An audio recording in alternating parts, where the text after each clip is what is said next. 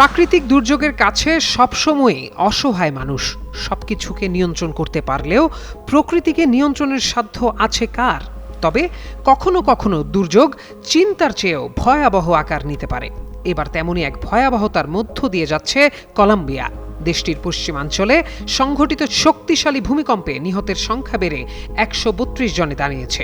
সবচেয়ে বেশি প্রাণহানির খবর পাওয়া গেছে রিসারালদা প্রদেশে। আহত হয়েছেন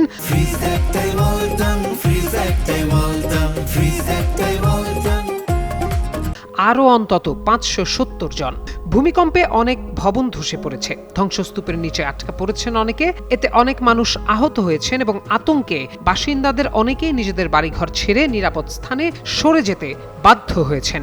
এদিকে ভূমিকম্পের কারণে ব্যাপক প্রাণহানি ও ক্ষতির আশঙ্কা রয়েছে বলে সতর্ক করেছে মার্কিন ভূতাত্ত্বিক জরিপ সংস্থা USGS। সংস্থাটি জানায়, সোমবার ভোরে 7.4 মাত্রার ভয়াবহ ভূমিকম্পে কেঁপে ওঠে কলম্বিয়ার পশ্চিমাঞ্চল, যার উৎপত্তি স্থল ছিল কলম্বিয়ার প্রশান্ত মহাসাগরীয় উপকূলের চোকো প্রদেশের সান হোসে দেল পালমারের কাছে। ভূমিকম্পটির গভীরতা ছিল 107 কিলোমিটার। এর ফলে দেশটির বিভিন্ন বড় শহরেও শক্তিশালী কম্পন অনুভূত হয়েছে।